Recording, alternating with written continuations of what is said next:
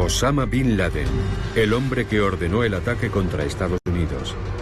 El 11 de septiembre, el trauma de Nueva York. Durante 10 años, Estados Unidos busca a su enemigo público número 1. Y lo encuentra donde nadie podía imaginar. Bin Laden muere en Abbottabad, Pakistán, el 2 de mayo de 2011. Durante la operación, numerosos documentos privados caen en manos de los estadounidenses. Algunos se publican más tarde en Internet y nos permiten asomarnos a la vida de Osama Bin Laden. Cómo se sentía, qué pensaba y cómo amaba y odiaba. Osama Bin Laden, íntimo y personal.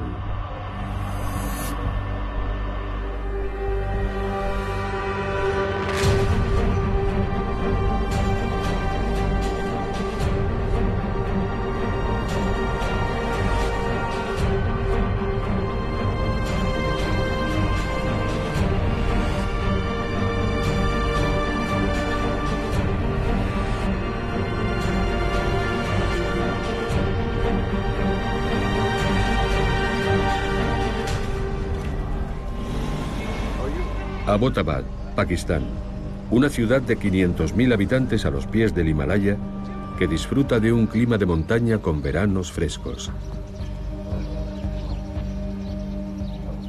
Junio señala el inicio de la temporada veraniega. Pakistaníes acomodados de las calurosas regiones del sur disfrutan aquí de un agradable verano. Abbottabad es una ciudad segura. Al fin y al cabo, la Academia Militar del Ejército pakistaní está aquí. En este tipo de entorno abundan los colegios privados y los internados de calidad. Si se compara con el resto de Pakistán, en la ciudad reina una agradable calma. El barrio de Bilal Town no es uno de los más distinguidos. Sin embargo, en este entorno casi rural hay grandes propiedades aisladas. Ninguno de los residentes sospecha que en una de esas casas se oculta el hombre más buscado, Osama Bin Laden. En otro tiempo sembró el miedo y el terror en el mundo occidental. En su casa de Abbottabad, solo una televisión lo conecta al mundo exterior. A veces en las noticias se ve a sí mismo, el hombre al que muchos consideran el terrorista más peligroso del mundo. Para quienes lo buscan parece que ha desaparecido de la faz de la tierra. En su escondite ve una y otra vez cintas de vídeo que muestran lo que él considera su mayor triunfo. El ataque al World Trade Center el 11 de septiembre de 2001, en el que perecieron casi 3.000 personas.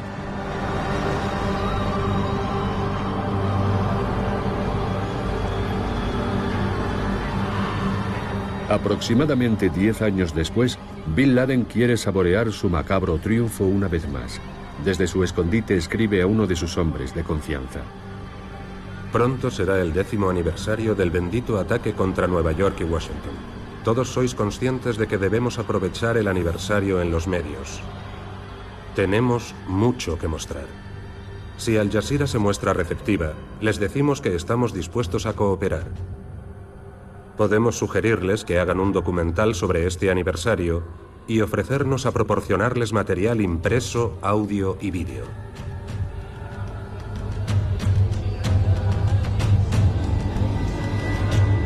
También deberíamos buscar un canal estadounidense que tienda a ser imparcial.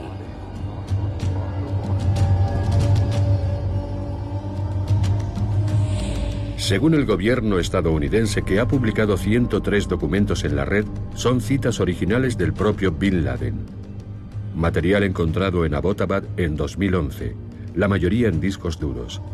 Aunque Bin Laden se expresa con libertad en estos documentos, no sabemos qué impresión nos daría en un cara a cara. Pero el periodista británico Peter Bergen lo experimentó en primera persona. Conocí a Bin Laden en 1997 en el este de Afganistán. Fue su primera entrevista para la televisión.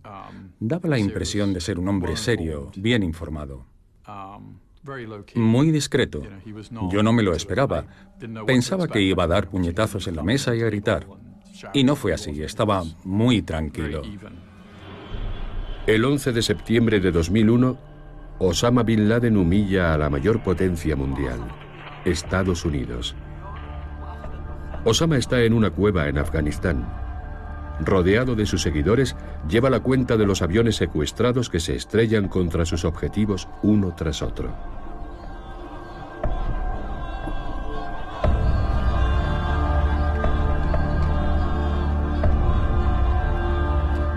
Ese día se convierte en el terrorista más famoso del mundo y en el más buscado.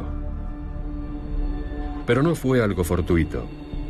Osama Bin Laden nace en 1957 en Arabia Saudí, un país marcado por antiguas tradiciones y que estaba viviendo una rápida transformación. El petróleo hace rica a la nación del desierto, pero el dinero trae consigo la modernidad. El consumo y la decadencia empiezan a convivir con la vida sencilla de los beduinos. Osama Bin Laden no se encuentra en el lado de los perdedores con este cambio que vive su país. Es uno de los 54 hijos de Mohammed Bin Laden, un constructor que se hizo tremendamente rico con el boom de la construcción en Arabia Saudí. La familia Bin Laden, muy bien conectada, continúa ganando prestigio e influencia.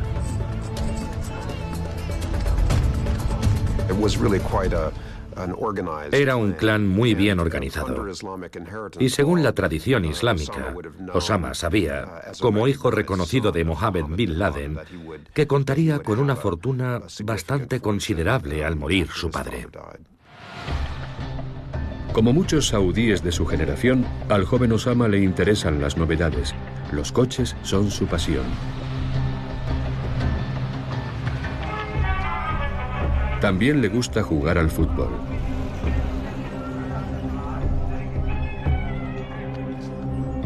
En Jeddah estudia en los colegios más elitistas del país.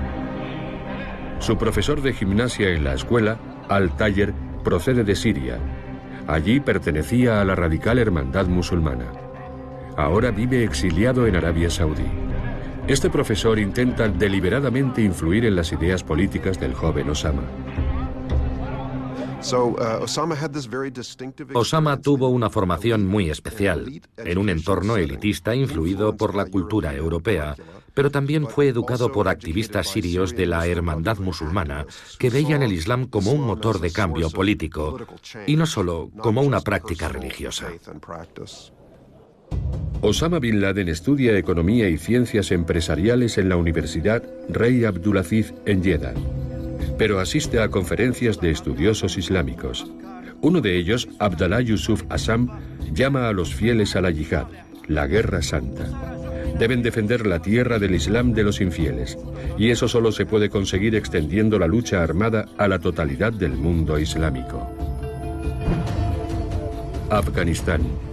Aquí los yihadistas luchan contra un invasor hostil.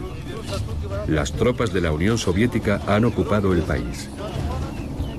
Muchos jóvenes saudíes acuden a la llamada de esta guerra santa por sus convicciones, pero también por sed de aventura.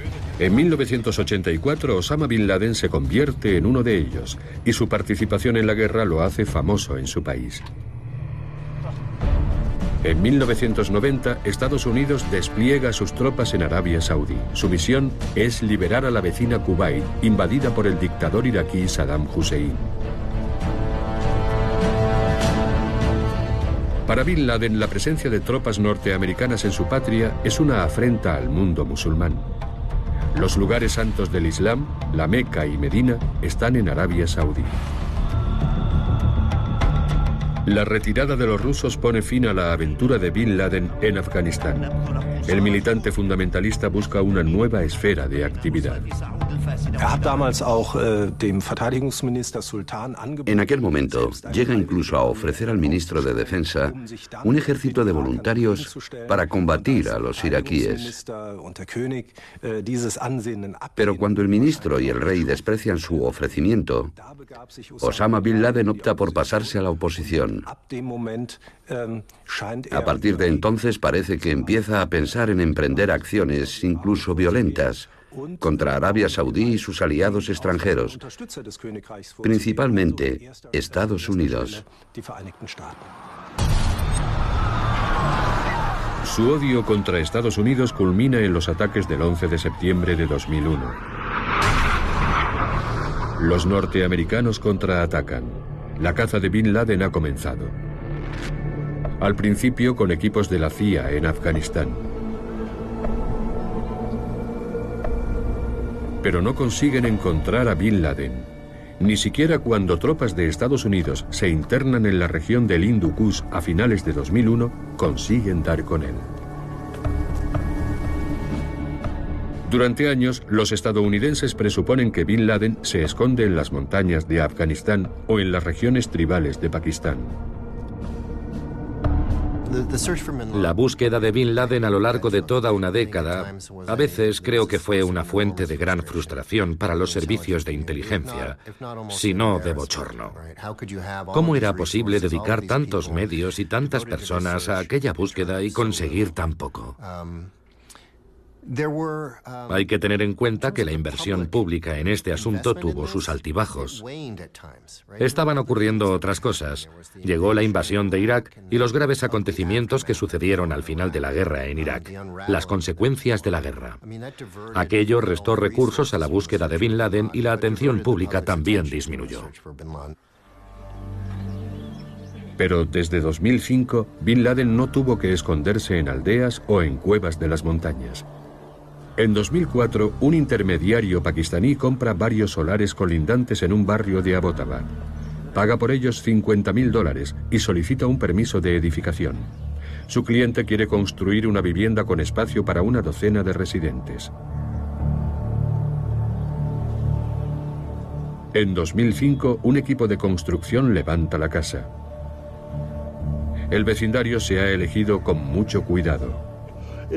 Gran parte de la población de Bilal Town es gente jubilada o semijubilada, personas que siguen teniendo alguna ocupación después de su retiro.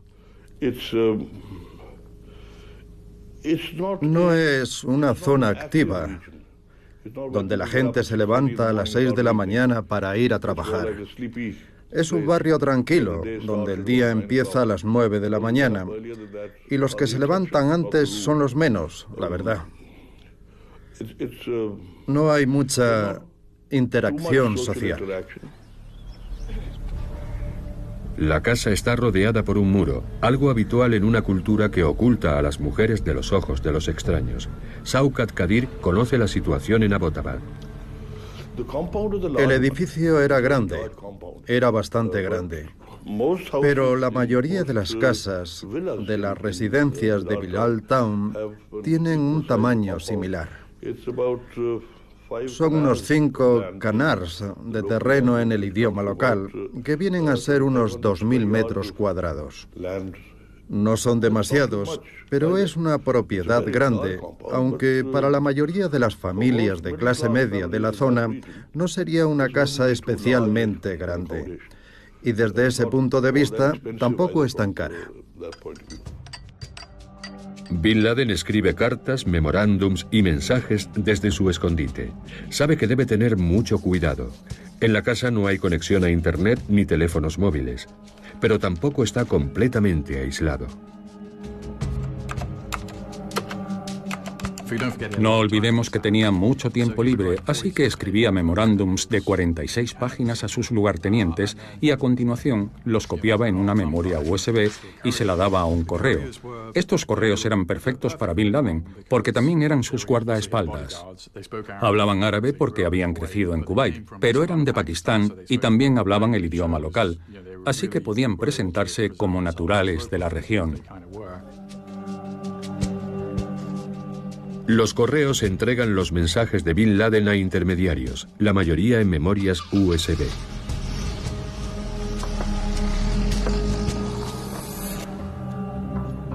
Los vecinos solo conocen a 2 hermanos pakistaníes, Arshad y Tariq. No saben nada del misterioso residente de la casa. Arshad Khan, uno de los correos, protege a Bin Laden de los ojos de los vecinos. Una de las cosas que decía a sus vecinos era que tenía un tío anciano viviendo con él, con su esposa y sus hijos, y que estaba enfermo. Esa era la excusa para no relacionarse con nadie.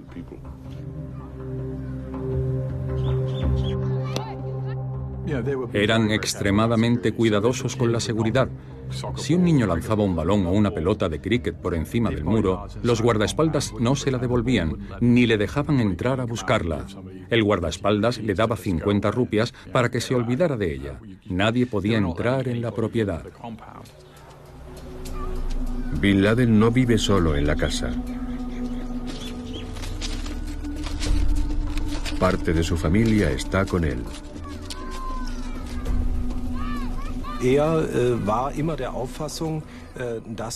Él siempre defendió que un buen musulmán debía tener 4 esposas, lo cual es una práctica común, al menos entre los musulmanes conservadores de Arabia Saudí. Casarse con 2, 3 o 4 mujeres no es nada especial si se tienen los medios.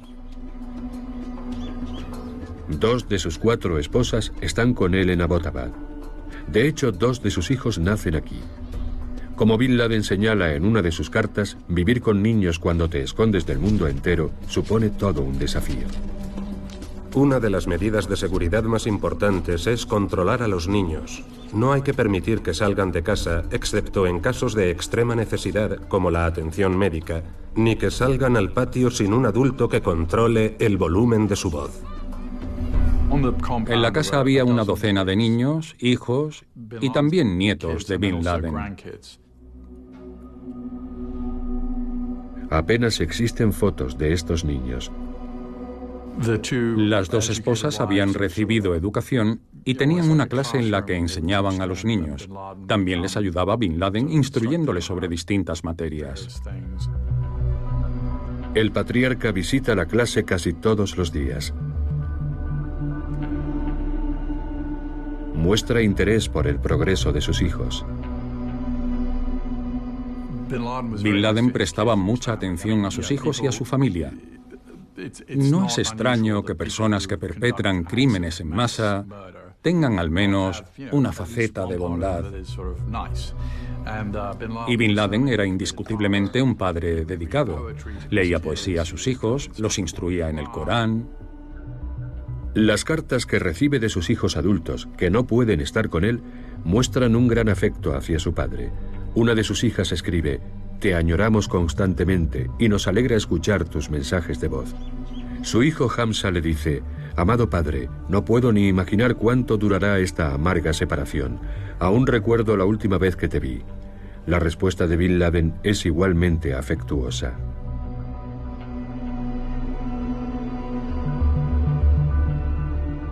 Dios sabe cuánto os echo de menos. Lo único que nos falta es teneros a nuestro lado.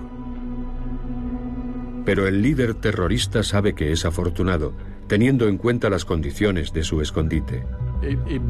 Le resultaría aburrido a veces porque no podía salir, pero era el hombre más buscado del mundo y vivía normalmente, no estaba huyendo. Vivió en esa casa 5 años y medio. Y su familia estaba con él. La mayoría de los fugitivos no se lleva a 2 o 3 esposas y a una docena de hijos. No es muy normal, pero él tenía a su familia.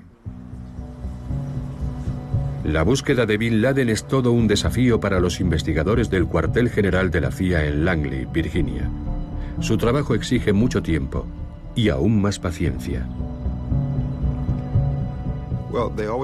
Siempre hubo una unidad de analistas dedicada a su búsqueda, básicamente analistas de objetivos. Su responsabilidad era reunir, sintetizar y analizar toda la información relacionada con su paradero y enviar mensajes a secciones de la CIA de todo el mundo, pidiéndoles que siguieran una u otra pista. A partir de 2002, se hizo evidente que Bin Laden utilizaba algún tipo de correo, porque de alguna forma sus grabaciones llegaban a Al Jazeera y a otros medios. Alguien tenía que llevarlos. La CIA estaba buscando a esos correos, intentando seguirles la pista para averiguar cómo se hacían las entregas. Era una línea de investigación evidente. Y con el tiempo empezó a aparecer información sobre nombres importantes de esta red de correos.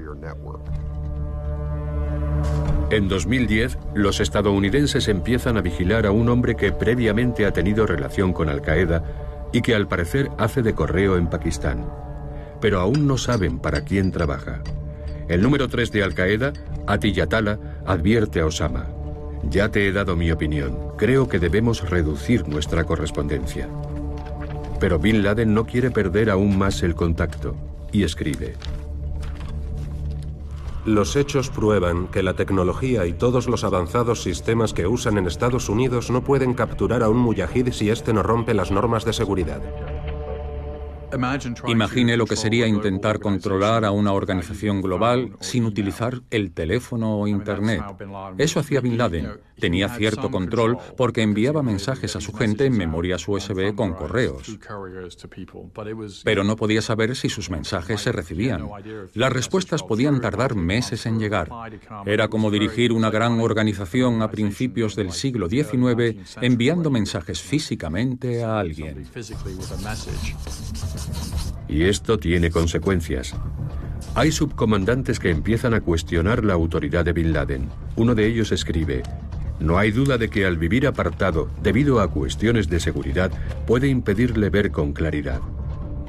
Estar oculto, asediado y lejos no es lo mejor para pensar, formarse una opinión y tomar las decisiones correctas. A pesar de todo, al menos consigue dictar las normas generales de la actividad global de Al-Qaeda y parece que también consigue participar en detalles operativos de casos individuales. Pero como tiene que comunicarse exclusivamente a través de correos, eso complica mucho las cosas. Así que obviamente no puede participar en la planificación de ataques como los de Londres en 2005, aunque creo que sí pudo influir en los aspectos generales de todos esos ataques y da la impresión de que estaba bien informado sobre las estrategias que seguían. Pero los líderes operativos ya no consideran a Bin Laden una figura decisiva. Él insiste en que hay otras prioridades. Debemos comprender que gran parte de la batalla tiene lugar en los medios. No le complace la forma en que están retratándole los medios. He visto programas sobre mí que se basan en informaciones incorrectas. Si una persona no revela su historia, los medios y los historiadores inventan una para él, sea o no sea cierta. Obviamente, es un narcisista en muchos aspectos importantes. Se ve a sí mismo como indispensable para la causa, para su fe y para la historia del mundo. Y hay una gran megalomanía en sus actos y en la visión que tiene de sí mismo. Puede que en persona pareciese un hombre reservado, incluso humilde, pero en las decisiones que tomó y en la forma en que se definió a sí mismo como líder, se ve claramente que era un hombre narcisista y muy vanidoso. Y sigue interviniendo. A finales de 2004 se producen feroces combates en Faluya, Irak. Las tropas estadounidenses pierden temporalmente el control de la ciudad frente a grupos de insurgentes iraquíes, entre ellos Al-Qaeda en Irak. En una carta fechada en 2004, antes de llegar a Abbottabad, Bin Laden anima a los insurgentes. Mi más sincero apoyo al pueblo libre de la tierra de Al-Anbar, especialmente al pueblo de Faluya, una ciudad que está resistiendo y que se niega a ser humillada y dominada por los líderes infieles. Les han dado una lección con la solidez de sus principios y les han demostrado que la fe es más poderosa que sus aviones y sus cañones. Pero no es fácil controlar a los líderes de Al-Qaeda en Irak. En 2004, Abu Musab al-Zarqawi, un jordano que posteriormente se convertiría en el líder de Al-Qaeda en Irak, se alía con Osama Bin Laden. Ha jurado fidelidad a Bin Laden, aunque los expertos saben que no tiene mucho en común con Al-Qaeda. Al-Zarqawi nació en Jordania y tiene fama de ser extremadamente violento e impredecible.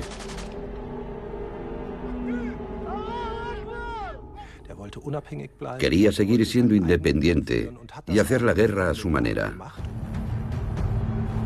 Pero Al-Zarqawi no solo combate contra las fuerzas de Estados Unidos. Una y otra vez, Al-Qaeda en Irak lanza ataques contra los chiíes iraquíes. El resultado es que ahora la mayoría de las víctimas del terror islámico son musulmanes. En una carta de 2007, Bin Laden advierte de las consecuencias de estos actos. Mucho me temo que si siguen empleando tácticas como estas, acabarán poniendo a la gente en nuestra contra. Nuestros hermanos están empeorando las cosas exponiéndose al mal y a la hostilidad. Hubo tensiones desde el principio. Bin Laden y sus colaboradores más cercanos hicieron un esfuerzo para ejercer cierta influencia y controlar de alguna forma a aquel grupo de Irak. Tirar de la correa de vez en cuando. Pero al final se les escapó de las manos. Esa correa se rompió hace un par de años y surgió el Estado Islámico, una organización con más recursos que ahora vemos como una amenaza mayor. Para Bin Laden, Estados Unidos sigue siendo su gran adversario, siempre y en todas partes. En Afganistán también. En una carta a un camarada, describe lo que él considera la mejor estrategia. Al-Qaeda se concentra en su gran enemigo exterior. Los enemigos de la Umma son un árbol maligno con un grueso tronco y ramas de distintos tamaños, incluidos los países de la OTAN. Queremos cortar este árbol de raíz. Nuestra fuerza es limitada, así que la mejor forma de derribar ese árbol es concentrarnos en cortar su tronco. Por ejemplo, si estamos en la carretera entre Kandahar y Helmand y pasa un convoy de vehículos afganos de la OTAN y estadounidenses, debemos atacar a estos últimos, aunque transporten a un número menor de soldados. Sigamos presionando a Estados Unidos hasta alcanzar un equilibrio de terror.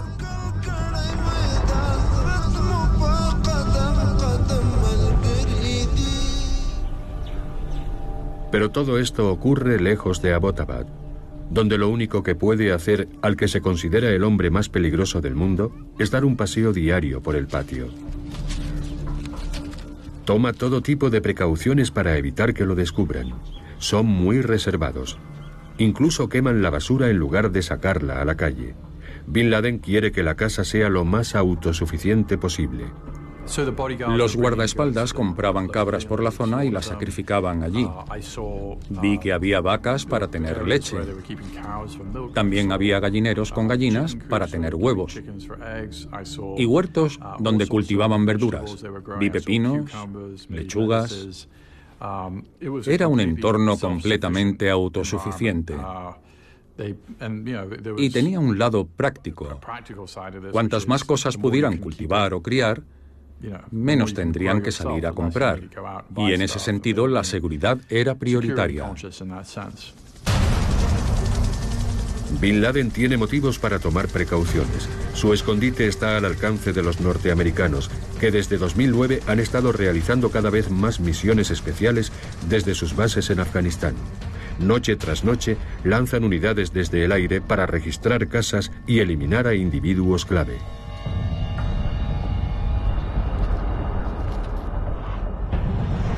Además, emplean otra arma con los mismos fines: drones. Aviones no tripulados pilotados por control remoto. Bin Laden es consciente de la amenaza. Escribe: el espionaje y los aviones espía han sido muy beneficiosos para el enemigo y por esa causa han muerto muchos cuadros y líderes de la yihad. Esto es algo que nos preocupa y nos agota.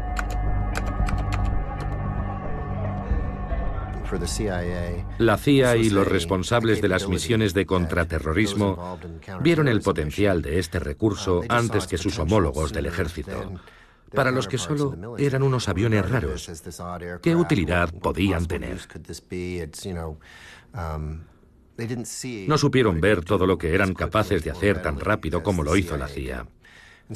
La CIA básicamente adoptó esta tecnología, esta plataforma, tomó esos aviones y los desarrolló.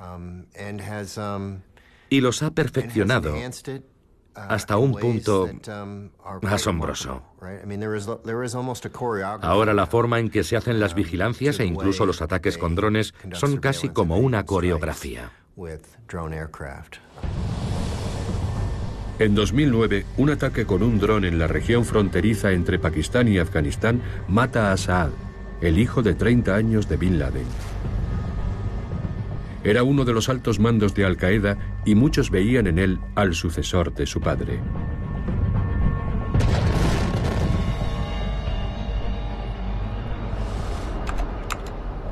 Osama Bin Laden escribe sobre la muerte de su hijo. Que Dios lo acepte entre sus mártires, lo eleve a lo más alto y lo tenga en compañía de los profetas, los amantes de la verdad, los mártires y los justos. También rezamos porque Dios nos recompense por su pérdida y nos conceda un sucesor.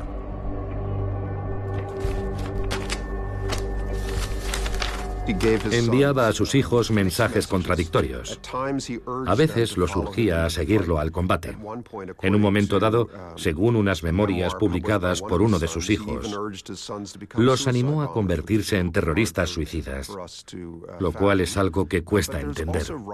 Pero también hay textos que escribió, a veces bajo una gran presión, por ejemplo, sus últimas voluntades en Tora Bora, en las que dice a sus hijos: dejad el negocio familiar, ya os he causado bastante sufrimiento en esta vida.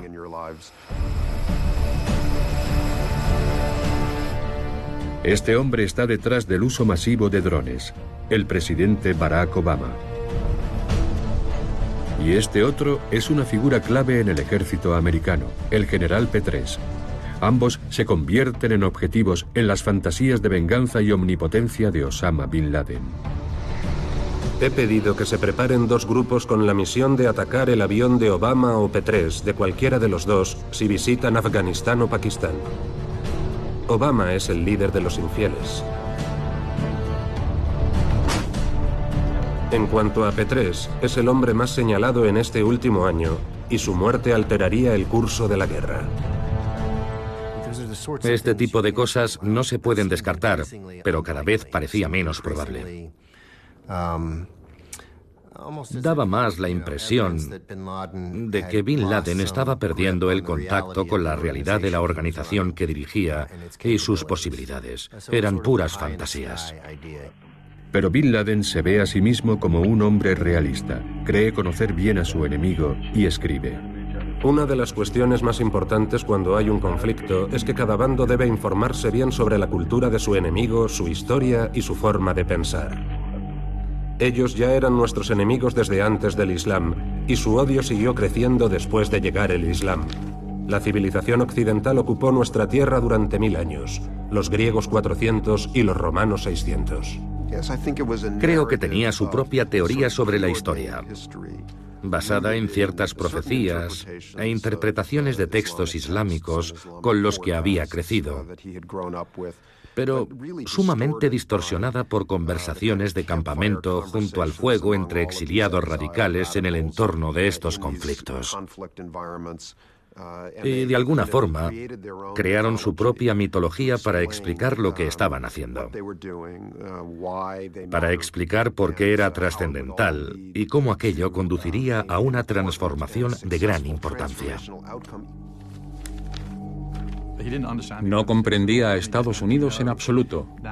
Sabemos que visitó el país en una ocasión, pero entonces era relativamente joven. No tenía mucho conocimiento de primera mano de Estados Unidos. Algunas personas de su familia habían estudiado allí y lo conocían bastante bien, pero yo diría que él tenía un conocimiento bastante superficial del país. En su casa había un montón de obras de Noam Chomsky y otros críticos de la política exterior estadounidense. Eso está bien, pero solo es una parte. Creo que su visión de Estados Unidos era incompleta y además leía, como mucha gente, cosas que simplemente reforzaban sus puntos de vista. La imagen que Bin Laden tiene de Alemania también es bastante particular y cree saber cuál es la forma más fácil de hacerle daño. Boicotear los automóviles alemanes supondrá un grave golpe para la industria automovilística y a su vez perjudicará a otras compañías como BASF, la mayor empresa química del mundo, y la industria del acero, ambas muy importantes en Alemania. Si boicoteamos la industria alemana del automóvil, se perderán muchos empleos. Un consejo: no habléis de los judíos y de Palestina si estáis en Alemania. Allí es un tema muy sensible y provocará respuestas negativas para nuestra causa.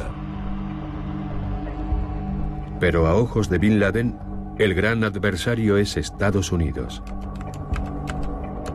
Estados Unidos debe dejar de defender el mal, como apoyar a los judíos, y dejar en paz a los musulmanes para que establezcan un Estado islámico regido por el Islam. Queremos combatir a Estados Unidos, líder de los infieles. Es sabido que el pueblo estadounidense, representado por el Congreso y la Casa Blanca, tiene el poder supremo en el país y es quien toma al final las decisiones. Por eso debemos concentrarnos en combatir al pueblo estadounidense.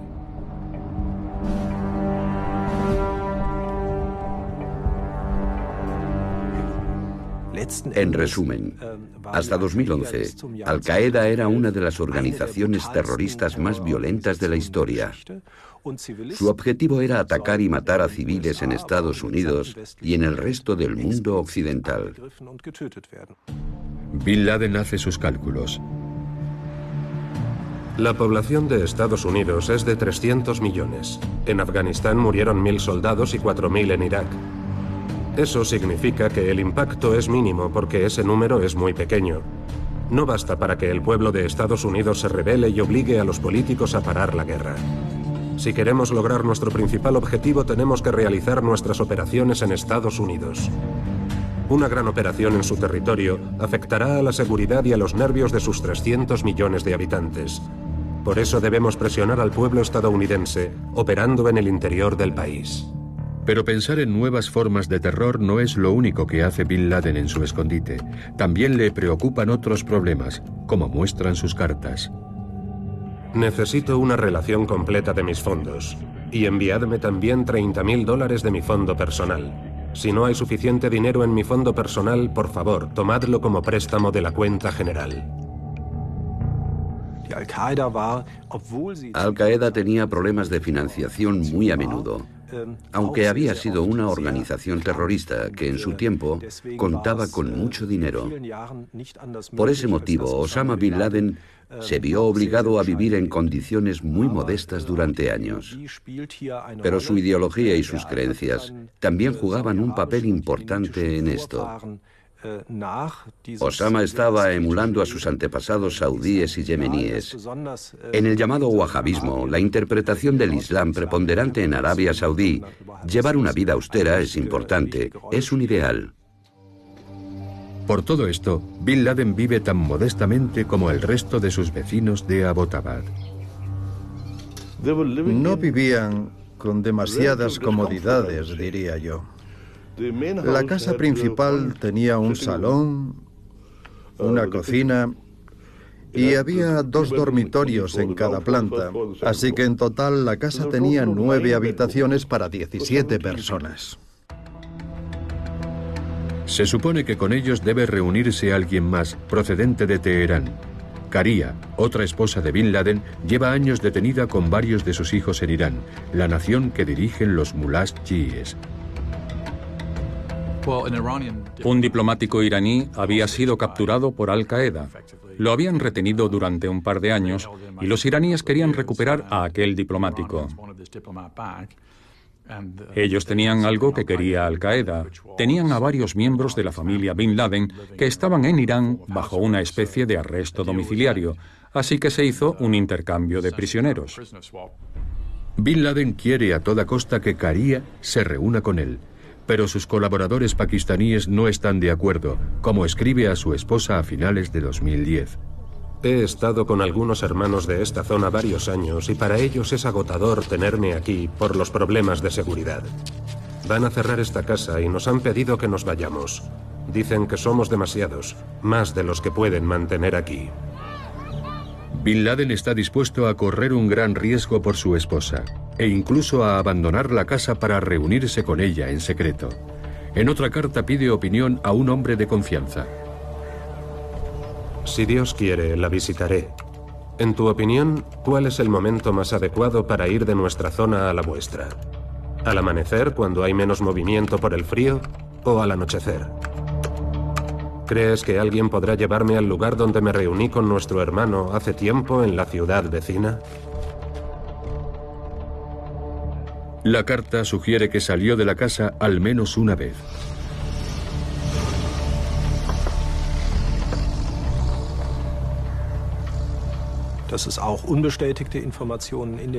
A mí me resulta bastante increíble esa información que aparece en sus documentos y que revela que salió del recinto. Me cuesta imaginar que una persona tan importante y tan llamativa como Osama Bin Laden pudiera moverse por Pakistán sin llegar a ser reconocido. Por otra parte, es un país muy caótico. Lo único que de verdad es efectivo es el ejército. Ya fuese en una furgoneta o de otra forma, parece que Osama Bin Laden y parte de su familia fueron transportados con éxito por el territorio pakistaní hasta las regiones tribales y luego de vuelta a la casa. A principios de 2011, su esposa Karia se reúne con él en su escondite. Ya la había preparado de antemano. Por seguridad no podemos ir al médico. Por favor, guarda todas las recetas posibles de los médicos a los que visites para poder conseguir la medicación cuando estés aquí, si Dios quiere, y en caso de que sea necesario. Pensemos que estaba viviendo con 3 esposas de entre 63 y 29 años. Amal era la más joven, es yemení y era su esposa más reciente. Él compartía un dormitorio con ella. Además, tenía otras 2 esposas que también vivían en la casa. Tenía buenas relaciones con todas. Para entonces, las unidades de búsqueda de la CIA ya tienen el recinto de Abbottabad bajo vigilancia aérea. Y también desde tierra. Incluso cuentan las prendas que se tienden en el patio para calcular el número de habitantes de la casa, pero nunca consiguen identificar a Bin Laden. Desde principios de 2011, el presidente Barack Obama recibe informes regulares sobre uno de los residentes de la casa de Abbottabad, identificado como miembro de Al-Qaeda y que aparentemente trabaja como correo para alguien importante. Una de las cosas que pensó la CIA fue, vale, ¿qué puede significar esto? ¿Es un traficante de drogas que intenta mantener un perfil bajo? Lo cual no sería extraño en esta parte del mundo. ¿Es de Al-Qaeda pero no es Bin Laden? Ninguna posibilidad era tan probable como que realmente fuera Bin Laden. Después de casi 10 años de búsqueda infructuosa, por fin una pista sólida. En la Casa Blanca, el presidente Obama decide que ha llegado el momento de actuar. En la primavera de 2011 envía a un equipo de Navy SEALs a Abbottabad. Nadie sabe con certeza si allí encontrarán a Bin Laden. No fue una decisión fácil. En aquella sala, algunos eran escépticos con esa forma de proceder. No querían enviar un equipo allí. Preferían lanzar una bomba o mandar un dron. Al parecer, el presidente también decide no informar por adelantado al gobierno pakistaní de la operación. Sin embargo, faltan detalles por explicar respecto al papel de Pakistán. Creo que hay aspectos de la caza de Bin Laden y de la comunicación con los pakistaníes que a día de hoy desconocemos. Históricamente, en la búsqueda de fugitivos que presentan este tipo de perfil, con el tiempo se suele ir revelando nueva información a la vez que se hacen públicos más documentos. Actualmente, lo más esencial es de dominio público. Un grupo de soldados de los Navy SEALs despega de Estados Unidos el 26 de abril de 2011 y llega a Afganistán tras hacer escala en Ramstein, Alemania. No estaban seguros de que Bin Laden estuviera allí. Algunos pensaban que era muy probable y otros que era posible. Creo que el presidente Obama tomó la decisión correcta y está claro que tuvo que ser una decisión muy difícil. La noche del 1 de mayo de 2011, 2 equipos de las Fuerzas de Operaciones Especiales parten hacia Abbottabad desde una base estadounidense en Jalalabad, Afganistán. Despegan alrededor de las 11 de la noche y el vuelo dura unos 90 minutos. Las fuerzas aéreas pakistaníes no hacen nada. No había ninguna amenaza aérea de Afganistán en nuestra frontera occidental, ninguna. La única amenaza aérea venía de India, así que todos nuestros radares y medios antiaéreos estaban concentrados en aquella frontera, no en esta. Es más, los americanos sabían qué áreas estaban indefensas, donde no había control, y utilizaron esos lugares para entrar. Eso es lo que hicieron. Aquella noche Osama Bin Laden se retira a dormir como siempre al segundo piso de la casa, en el dormitorio que comparte con su esposa Amal.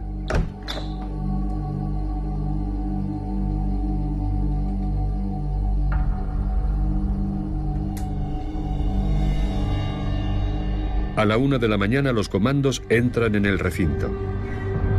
Una de las unidades mata a los 2 correos de Bin Laden y a uno de sus hijos adultos durante un tiroteo. La otra unidad va en busca del objetivo.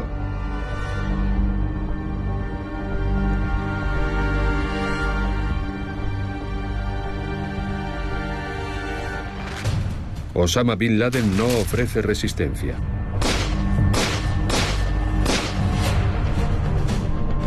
Pocas horas después, un avión de despegue vertical en el que viaja el cuerpo de Bin Laden aterriza en el portaaviones Carl Vinson, en el Océano Índico. Sus mujeres e hijos están detenidos en Abbottabad. En el portaaviones se prepara el cuerpo de Bin Laden para un entierro en alta mar, según el ritual islámico. Bin Laden recibe sepultura en el mar para evitar que nadie pueda encontrar su cuerpo. Según la tradición islámica, el entierro se debe realizar antes de 24 horas. No querían que la tumba de Bin Laden se convirtiera en un lugar de peregrinación, y creo que el entierro en el mar fue la opción menos mala que se les ocurrió. Mientras tanto, el mundo entero recibe la noticia de la muerte del líder terrorista. Esta noche quiero comunicar al pueblo de Estados Unidos y al mundo que hemos realizado una operación en la que ha muerto el líder de Al-Qaeda, Osama Bin Laden. Fue una bomba, pero no salieron millones de personas a la calle. Y yo creo que se debe a que Bin Laden no murió en el campo de batalla o en Tora Bora, en Afganistán, combatiendo con nuestros soldados. Murió en una casa de un barrio periférico rodeado de sus esposas e hijos. No opuso resistencia, no fue un fin heroico, se fue con un gemido. De repente, el mundo entero fijó su atención en la ciudad de Abbottabad y en la misteriosa casa de Bilal Town. No se permite el acceso al recinto ni a curiosos ni a periodistas. Aunque hay algunas excepciones. Me quedé asombrado, tengo que reconocerlo. Me sorprendió la falta de seguridad que había. Uno se imagina que en la era de la tecnología tendrían algún tipo de equipo de seguridad en la casa, pero no lo había, no había nada.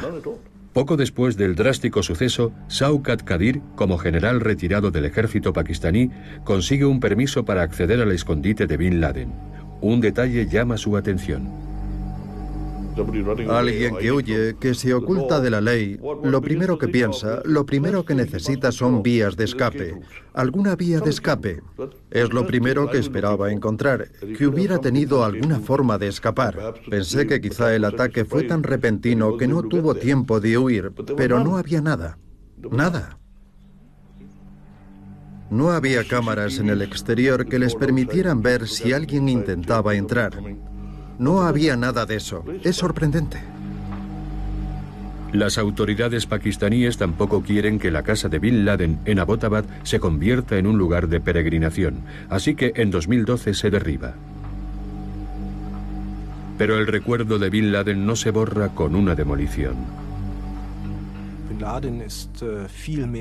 Bin Laden es mucho más que una figura histórica, porque fue una parte decisiva en la configuración del mundo actual.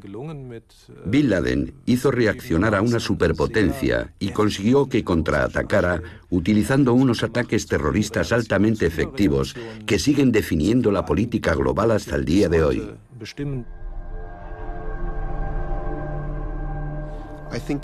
Yo creo que el legado de Bin Laden sigue siendo significativo porque jugó un papel decisivo en la legitimación, dentro de algunos círculos radicales islámicos, de los atentados terroristas masivos contra civiles en Occidente. Ataques sangrientos diseñados para los medios.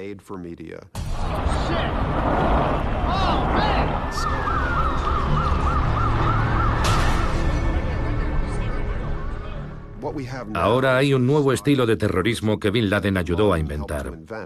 y es el atentado con múltiples víctimas contra objetivos civiles. Sus medios eran violentos y su estrategia simple. Estaba decidido a usar el terror para combatir la influencia de Estados Unidos en el mundo árabe. El siguiente paso era establecer regímenes fundamentalistas en las naciones árabes para unirlas en un califato. Lo importante es la ideología. Bin Laden fue la persona que explicó esa ideología con claridad a mucha gente en todo el mundo. Y por desgracia, aún sigue muy viva. Y no creo que vaya a desaparecer.